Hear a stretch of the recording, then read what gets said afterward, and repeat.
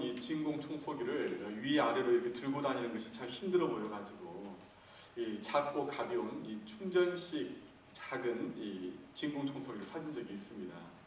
이 가벼워서 옮기기도 좋고요. 또 이 작지만 얼마나 참 잘 먼지를 빨아들이는지 이 기특하기 짝이 없습니다.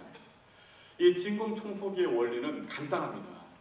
이 진공 청소기 안에 있는 공기를 뽑아내면 그 안이 진공 상태가 되기 때문에 밖의 공기가 순식간에 슉 하면서 그 진공 상태가 된 청소기 속으로 밀려 들어가는 원리입니다. 그래서 이제 먼지를 빨아들이게 되는 것이죠. 이처럼 이 자연은 진공 상태를 허용하지 않습니다. 용납하지 않습니다. 진공 상태가 되면 반드시 그 속으로 뭔가가 빨려 들어가게끔 밀고 들어가게끔 되어 있는 것이 이 자연의 원리입니다. 우리의 영혼도 마찬가지입니다. 우리의 영혼 안에 빈 공간이 생기게 되면 마치 그 청소기 안으로 이 진공 상태된 메꾸기에 공기가 밀고 들어가는 것처럼 우리의 영혼 속으로 뭔가가 밀고 들어오게 되어 있는 것이죠. 하나님은 혼돈과 공허와 그리고 흑암과 무질서를 싫어하십니다. 영혼의 진공 상태를 싫어하신다는 것입니다. 그렇기 때문에 하나님께서는 우리의 영혼이 이 진공 상태, 공백 상태로 머물지 않고 그 안에 하나님의 임재와 하나님의 성품으로 가득 채워주시기를 하나님은 원하신다는 것입니다. 그러기에 신앙의 가장 핵심은 무엇입니까? 신앙의 가장 핵심은 바로 하나님의 임재를 구하는 것입니다. 내 안에, 내 영혼 속에 하나님으로 가득 채워지기를 소원하는 것입니다. 성령 충만하게 되기를 원하는 것입니다. 성령 충만은 곧 하나님으로 충만하게 되는 것이고 또 하나님의 말씀으로 충만함을 받는 것입니다. 우리가 하나님의 손에 들려있는 어떤 하나님의 어떤 선물, 우리에게 주시고자 하시는 어떤 선물을 우리가 보는 것이 아니라 바로 하나님의 얼굴을 구하는 것입니다. 그것이 바로 신앙의 핵심이자 또 신앙의 출발점입니다. 오늘 본문은 이러한 하나님의 임재를 상징하는 하나님의 언약궤를 다윗이 기뻐하면서 예루살렘으로 모셔오는 그 장면이 오늘 본문에 나와 있습니다.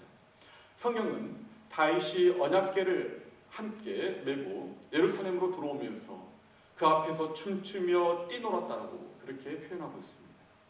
어떻게 이 언약궤를 참 예루살렘 성으로 모셔오는 것이 얼마나 참 기뻤던지 다윗은 열광적으로 환호하고 온 백성들이 정말 기뻐하면서 즐겁게 이 언약궤를 예루살렘으로 모시고 있다는 것입니다. 그렇게 되면 어떤 일이 벌어질까요? 오늘 본문은 바로 거기에 대해서 말씀하고 있습니다. 가장 중요한 오늘의 결론을 미리 말씀드리자면 언약궤를 즐거이 모시면, 다시 말해 하나님을 우리 가운데 모셔드리게 되면, 임재를 경험하게 되면 그 속에서 하나님의 역사가 일어난다는 것입니다. 이스라엘은 엘리 제사장 때에 블레셋과의 전쟁에서 패하고 말았습니다. 그리고 언약궤를 블레셋에게 빼앗겨 버렸습니다. 그 이후에 이스라엘 백성들은 언약궤를 잃어버리면서 하나님도 함께 잃어버렸습니다. 그리고 사람들의 기억 속에 사라져가기 시작했습니다. 그 이후에 70년이라는 그 세월이 흘렀습니다. 그런데 이 언약궤를 다시 되찾아 온다는 것이죠. 그리고 예루살렘에 다시 모시게 되었다는 것입니다. 다시 말하면 하나님을 다시 찾은 것입니다. 이것이 그들에게 가장 큰 복이 된 것이죠. 언약궤, 곧 하나님을 우리의 인생의 중심에 모셔드리는 사람, 그러한 교회가 경험하게 되는 세 가지 복이 무엇인가? 저는 오늘 그것을 여러분과 함께 나누기를 원합니다. 첫 번째는 신바람 나는 사역을 하게 된다는 것입니다. 오늘 본문 25절 말씀을 우리 같이 읽어보도록 하겠습니다. 이에 다윗과 이스라엘 장로들과 천부장들이 가서 여호와의 언약궤를 즐거이 메고 오벳 에돔의 집에서 올라왔는데, 자, 여기에 대한 자세한 배경은 시간 관계상 제가 다 설명을 드리지는 않겠습니다만, 블레셋에 빼앗겼던 이 하나님의 언약궤, 이 다곤 신상 신전에 블레셋 사람들이 이제 언약궤를 전리품으로 갖다 놓았습니다. 그런데 그 다음날 보니까 그 다곤 신상이 엎어져 있는 것입니다. 언약궤 앞에. 이게 웬일인가? 다곤 신상 다시 세워놨습니다. 근데 그 다음날 또 가보니까 다곤 신상이 또 엎어져 있는데 아예 목이 부러져 버렸습니다. 그러면서 이 블레셋 땅에 온갖 이 재앙이 임한 거예요. 이 블레셋 사람들이 하나님의 이 언약궤 때문에 우리에게 이런 재앙이 임했다고 생각하고 이 언약궤를 그 송아지에게 소에게 수레에 끌기 위해서 이스라엘 진으로 보냅니다. 이스라엘 백성들이 돌아온 언약궤를 이제 예루살렘으로 다시 모셔가려고 하는데 그 과정 가운데 이 돌뿌리에 이 수레가 덜컹 걸리면서 이 언약궤가 쓰러지려고 하니까 그것을 얼른 붙잡았습니다. 근데 그것 때문에 사람들이 죽게 되는 일이 벌어졌습니다. 이 다윗이 얼마나 실망했는지 또 얼마나 두려웠는지 그래서 이 언약궤를 예루살렘으로 모시지 못하고 오벳 에돔이라는 사람 집에 임시로 보관을 했던 것입니다. 근데 그 이후로 세월이 70년의 세월이 흘러버린 거예요. 이 사람들의 기억 속에 이 언약궤를 다 잊어버린 것입니다. 그래서 다윗이 다시 이 언약궤를 생각하고 그리고 예루살렘으로 모실 준비를 했다는 것입니다. 그래서 이제 과거와는 다르게 과거는 수레에다가 싣고 왔지만 이제는 하나님의 말씀 그대로 하나님이 정하신 그 규정대로 직접 레위인들이 언약궤를 어깨에 메고서 이제 예루살렘으로 돌아오는 것입니다. 바로 그 장면입니다. 그런데 여기에서요, 우리는 이 언약궤를 즐거이 메고라는 이 부분을 우리가 좀 포커스를 맞출 필요가 있습니다. 언약궤를 즐거이 메웠다. 여러분 상상해 보시길 바랍니다. 지금 이 언약궤를 레위인들이 즐겁게 지금 메고 신나게 가는 것입니다. 예루살렘 성에 들어가는데 예루살렘 모든 성들이 백성들이 다 나왔습니다. 거기에서 나팔을 불고 비파를 치고 어떤 사람은 수금을 연주하고 또 어떤 이는 노재금을 연주하며 또 어떤 사람은 노래를 크게 부르며 온 백성들이 함성을 지르고 있는 정말 그러한 이 개선 퍼레이드와 같은 그런 장면이 지금 벌어지게 된 것입니다. 그 장면이 27절 28절 내용입니다. 우리 같이 읽어보죠.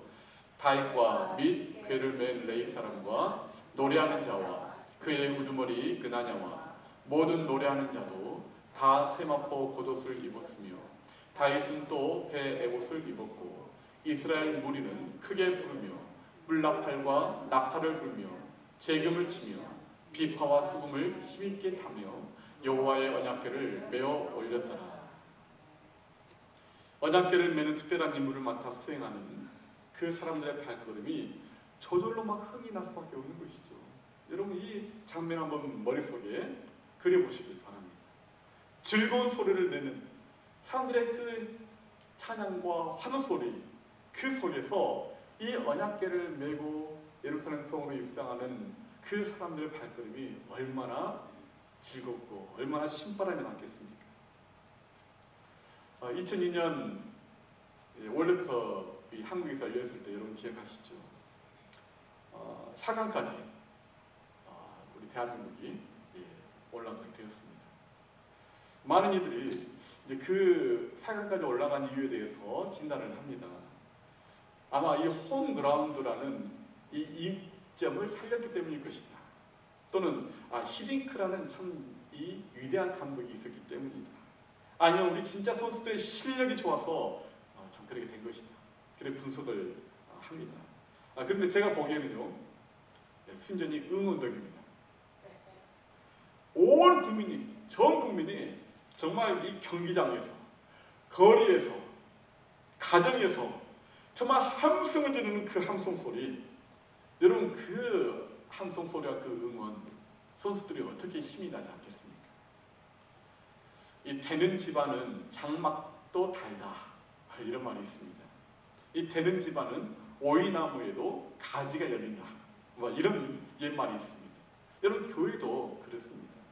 이 일하는 사역자들의 땀방울에 성도들이 신바람 나는 그런 장단을 넣을 때 신바람 나서 더 즐겁게 그 일을 할 수 있게 되는 것입니다. 합력하여 선을 이룰 수 있게 되는 것입니다.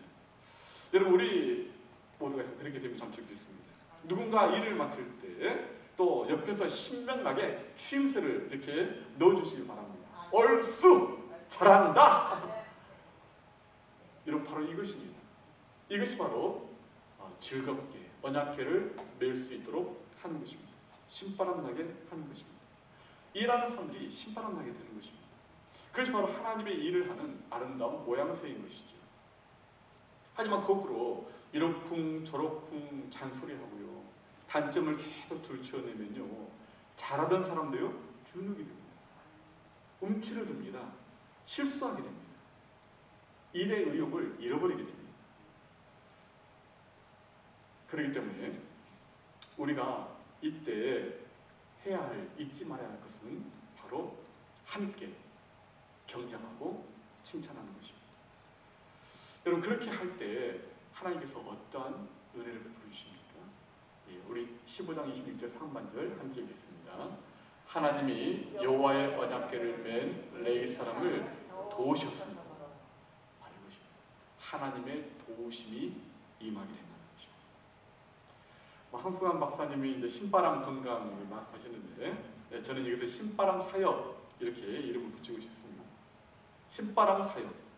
신바람 사역의 3요소가 뭡니까? 바로 오늘 본문에서 말하고 있는 첫 번째는 하나님의 도우심, 두 번째 요소는 즐거운 소리를 내는 사람들의 응원, 세 번째 요소는 즐겁게 일하는 사역자들. 바로 이것입니다. 우리가 신바람 나는 교회, 신바람 나는 이러한 사역을 하기 위해서는 이 세 가지 요소가 함께 있어야 한다는 것입니다. 하나님의 도우심이 있어야 하고, 그리고 또한 성도들의 즐거운 그런 격려와 또 이 칭찬이 있어야 되고요.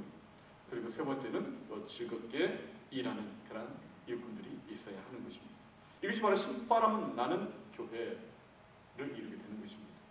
여러분, 이것은 비단 교회에만 적용되는 문제는 아니죠.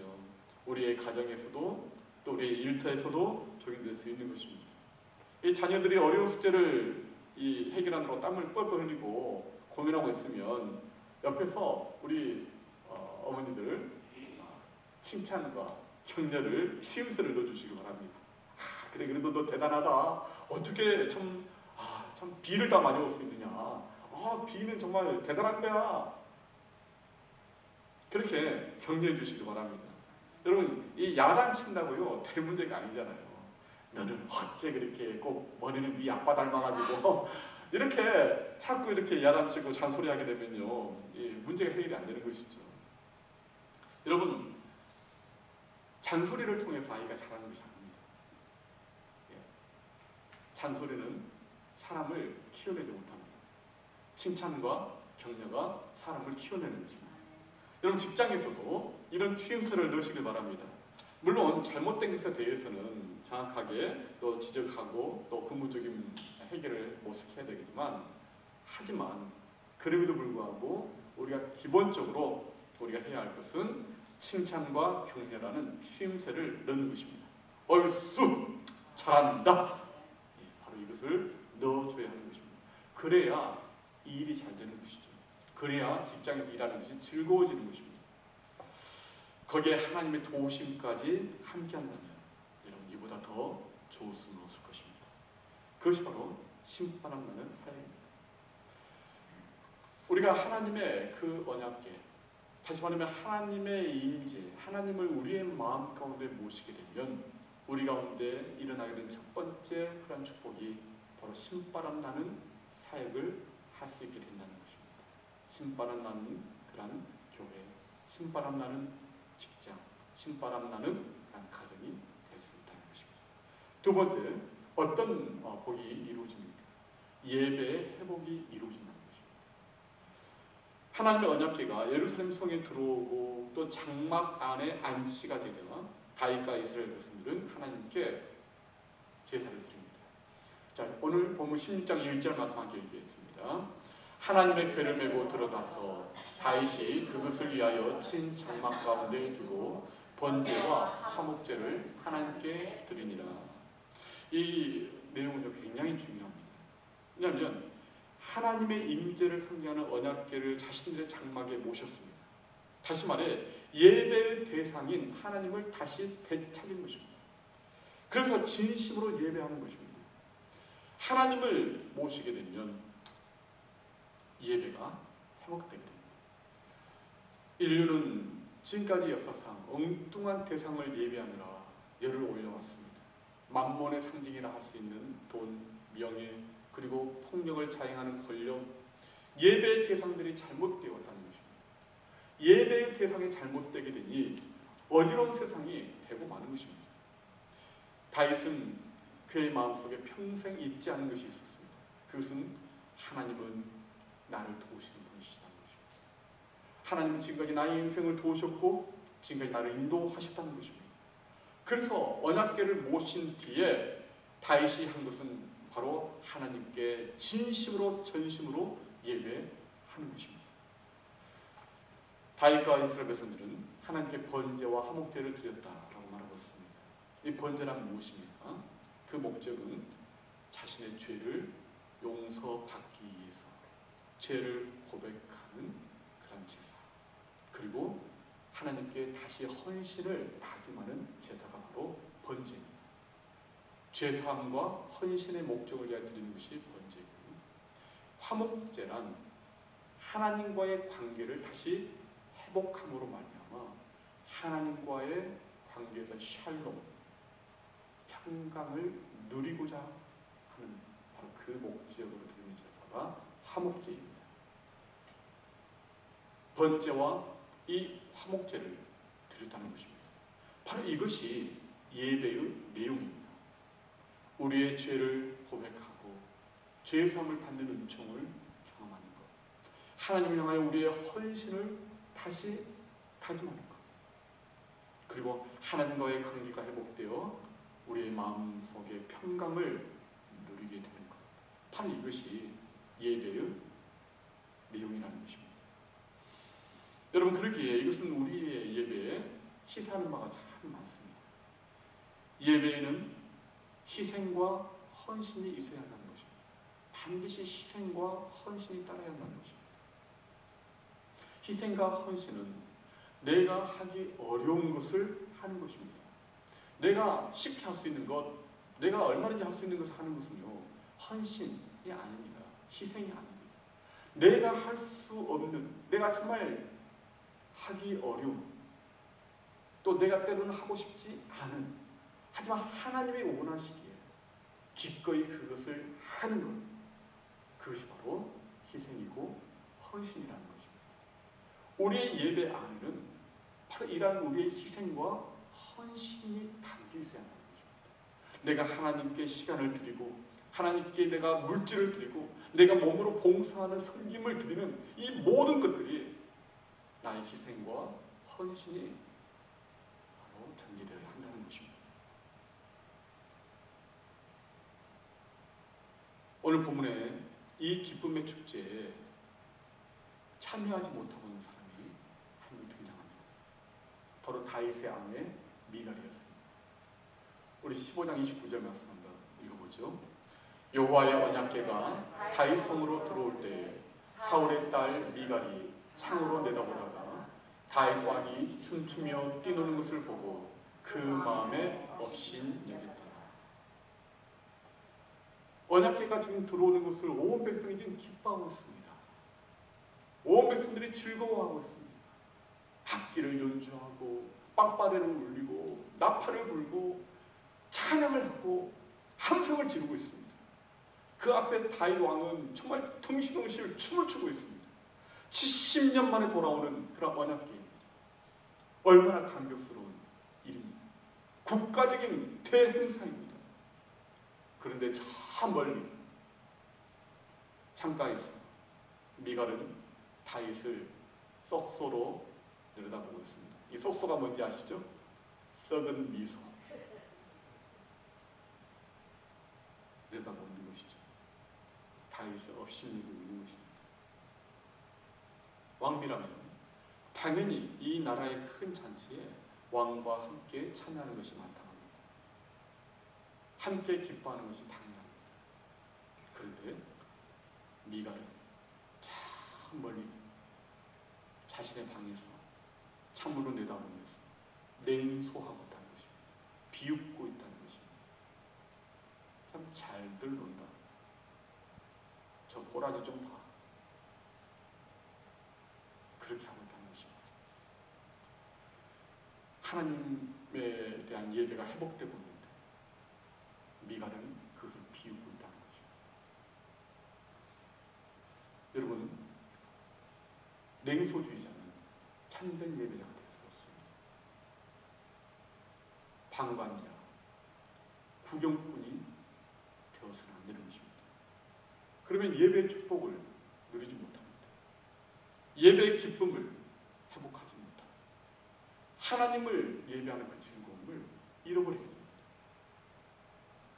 다윗이 예배를 마치고 백성들을 축복한 뒤에 이제 자신의 가족들을 축복하기 위해서 집에 들어왔을 때 그때 미갈이 다윗에게 한 말이 사무엘하 6장 20절에 기록이 되어 있습니다.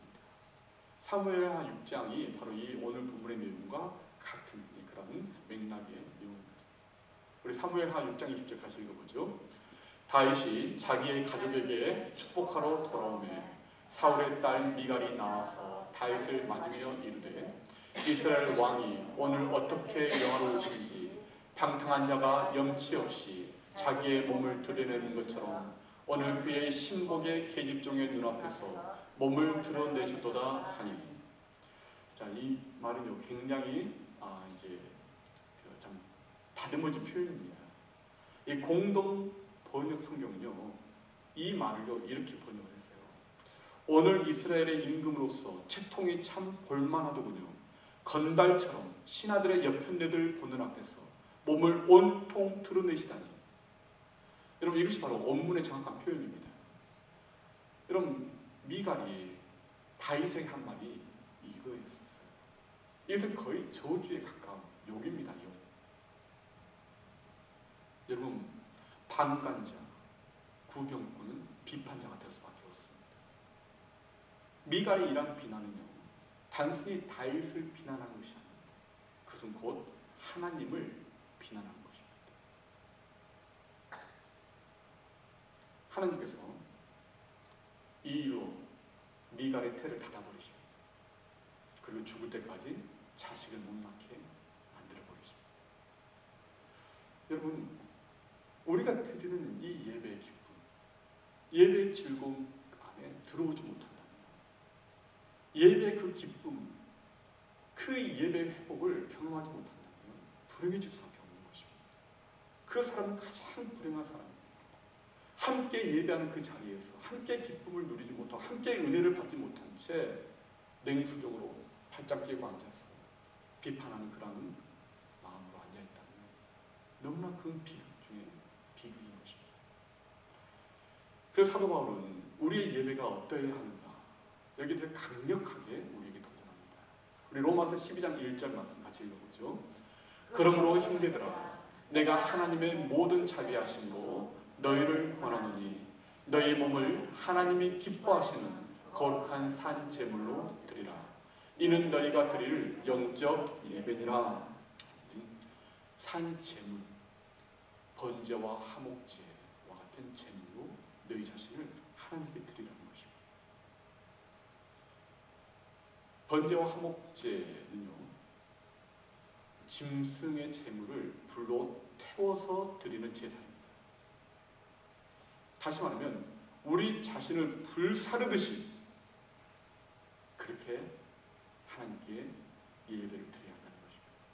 우리의 인생을 불살라 하나님께 올려드려야 한다는 것입니다. 영적인 예배, 그 영적인 예배는 자기 희생이 있는 예배라는 것입니다. 자기를 불사르는 그런 헌신의 예배라는 것입니다. 하나님의 백성은 자기 자신을 하나님께 제물로 바칠 곳을 찾는 인생입니다. 다른 말로 말하면 죽을 곳을 찾는 인생이라는 뜻입니다. 예수님이 그렇게 말씀하셨습니다. 누가복음 9장 1장 2, 3절 우리 같이 읽어보죠. 또 무리에게 이르시되 아무든지 나를 따라오려거든 자기를 부인하고 날마다 제 십자가를 지고 나를 따를 것이니라. 우리가 주님을 따르는 것은 날마다 나 자신을 부인하고 나의 십자가를 못 박는 그 십자가를 지는 바로 그러한 과정이라는 거죠. 산 제물로 하나님께 나 자신을 불살라 올려드리는 바로 그것이라는 거죠. 이것이 바로 우리의 예배라는 것입니다. 예수 그리스도를 따르는 우리는 하나님을 위하여, 하나님의 일을 위하여 내 인생을 불태우는 사람들입니다. 우리 자신을 거기에 온전히 내던지는 그런 사람들이라는 것이죠. 바로 이것이 예배의 정신입니다. 이것이 바로 영적인 예배라는 것입니다. 신령한 예배라는 것입니다. 하나님이 기뻐하시는 산 제물이라는 것입니다. 하나님이 기뻐 받으시는 예배라는 것입니까? 우리 안에 하나님을 모시고 그리고 하나님을 위하여 희생과 헌신을 드리는 것입니다. 그것이 바로 예배이고 진정한 영적인 제사입니다. 바로 이러한 예배가 우리 가운데 회복되게 되는 것입니다. 하나님을 우리의 마음 가운데 우리의 중심에 모시게 되면 바로 이와 같은 예배가 회복되는 복이 우리 가운데 이루어지게 됩니다. 여러분, 그럴 때 교회가 신바람 나는 교회가 될 수 있습니다. 우리 교회의 예배가 살아나게 되는 것입니다. 하나님이 기뻐하시는 산 제물이 또한 올려지게 되는 것이기 때문입니다. 세 번째로, 하나님을 우리 가운데 모시게 되면 어떤 복을 받게 됩니까? 나눔이 있는 축복이 우리 가운데 있게 된다는 것입니다. 다윗은 여호와의 이름으로 하나님의 백성들을 축복하고요, 떡과 그리고 음식과 고기를 나눠줍니다. 다시 말하면 교회는 예배하는 공동체이며 동시에 축복하는 공동체라는 것입니다. 우리 2절 16장 2절 말씀을 함께 읽겠습니다. 다윗이 번제와 화목제 드리기를 마치고 여호와의 이름으로 백성에게 축복하고. 예배의 중요한 원리이죠. 언약궤를 모신 후에 진정한 예배를 드리게 되자 이제 온전한 축복도 이루어지게 된 것입니다. 온전한 축복은 하나님으로부터 오게 되죠. 그러하기에 진정한 예배 없이는 진정한 축복도 없다는 것입니다. 그러기에 우리는 결코 예배에 실패해서는 안 된다는 것입니다. 예배 가운데 하나님을 만나고 또 그 만남 속에서 담겨진 하나님의 그 은혜를 누리고 우리 자신을 불태워 하나님께 희생과 헌신의 산 제물을 올려드리고 그것을 통하여서 우리 안에 진정한 회복이 이루어지게 될 때 하나님의 축복도 우리 가운데 흘러나가게 된다는 것입니다. 그래야 이 축복이 다른 사람들과 나누어질 수 있는 것입니다. 3절 말씀을 같이 읽어보죠. 이스라엘 무리 중 남녀를 막론하고 각 사람에게 떡 한 덩이와 야자 열매로 만든 과자와 건포도로 만든 과자 하나씩을 나누어 주었더라. 그들이 예배를 마친 뒤에 떡과 과자와 음식을 함께 나누었다는 것입니다. 함께 나눴다는 것입니다. 여러분, 우리는 함께 나눔을 실천해야 됩니다. 말로서 하는 것이 아니라 우리의 몸으로서 그 성님과 그리고 그 나눔을 실천해야 하는 것이죠. 여러분, 말로만 모든 것을 해결하려고 하는 사람들이 있습니다. 말만 들으면 정말 그 사람은 정말 선한 사람이고 정의로운 사람입니다. 그런데 하지만 말만 있고 열매가 없다면 그것은 가짜이죠. 마찬가지로 나눔이 없는 축복 역시 가짜입니다. 진심이 담긴 축복은 반드시 나눔과 섬김으로 나타나게 되는 것입니다. 그래서 교회 안에 예배를 드린 후에 우리는 함께 그 축복을 나누는 잔치를 하게 되는 것입니다. 화목제는 성도의 친교와 성만찬의 예표입니다. 그래서 우리가 예배 후에 친교로 밥 먹는 것이 중요한 이유가 바로 여기에 있는 것입니다. 아니 그 돈 아끼고 재정도 좀 아끼고 이런 친교 없애버리고 어떻습니까? 여러분 그게 아니라는 것이죠. 이건 성경의 원리이기 때문에 우리가 함께 예배를 드린 뒤에 음식을 나누면서 친교하는 것입니다. 왜냐하면 예배를 통하여 받은 그 하나님의 그 은혜와 축복을 함께 음식을 나누면서 함께 기뻐하며 함께 나누는 그 시간이 바로 이 친교의 시간, 애찬의 시간이기 때문입니다. 여러분 이런 나눔을 기뻐하시길 바랍니다. 여러분에게 주신 그 하나님의 축복 또한 그런 감사의 제목이 있다면 여러분 식사 친교로 여러분 한번 섬겨 보시길 바랍니다. 강단 하나로 섬겨 보시길 바랍니다. 여러분 근데 한 번도 식사 친교로 한번 신청해 보신 경험이 없으시다면 여러분 한번 해보시면 참 좋으리라 생각이 듭니다. 여러분 우리 삶의 감사의 제목들이 얼마나 많습니까? 나를 이 세상에 태어나게 주신 생명 주신 하나님, 여러분 얼마나 감사합니까? 어떻게 생일날 하나님 앞에 감사 없이 넘어갈 수 있습니까? 결혼기념일 여러분 감사의 제목이죠. 어떤 분들은 별로 감사가 안 되는데요. 여러분 아니죠. 감사의 제목. 우리 삶 가운데 얼마나 감사할 일이 많습니까? 여러분 그럴 때 이 감사를 성도들과 함께 나누는 그러한 축복을 함께 나누는 것으로 그렇게 섬겨보시길 바랍니다. 그럼 교회가 얼마나 풍성해지겠습니까? 하나님께서 여러분들에게 그 축복과 그 감사의 제목을 더 풍성하게 보여주실 줄 믿습니다. 여러분 이렇게 다윗이 언약궤를 예루살렘으로 모시는 그 대사역이 이제 마무리되어 갑니다. 정말 이를 맡은 제사장들, 레위인들, 또 이들을 정말 응원하는 모든 백성들, 그리고 이를 기뻐하시는 그 하나님의 도우심이 한데 어우러진 아름다운 사건이 바로 이 오늘 이 본문의 이 사건입니다. 우리 교회가 지난 금요일 토요일에 주일학교 여름성경학교를 가졌습니다. 마치 이 다윗이 백성들과 함께 정말 떡 한 덩이, 건포도로 만든 과자 하나, 그거 뭐 먹어도 그만 안 먹어도 그만, 그게 아니죠. 함께 나눈다는 것이 중요한 것입니다. 이것처럼 우리 부모님들이 함께 하셨고 또 교사들, 또 우리 발런티어들이 함께 하면서 서로를 축복하고 함께 이 축복을 나누는 그런 시간을 가진 것입니다. 참 교회 잔치인 것이죠. 여러분 우리는 그렇게 서로를 축복하는 그런 공동체를 이루어가야 할 줄 믿습니다. 또 우리는 그렇게 해야 하고요. 또 그렇게 될 수 있습니다.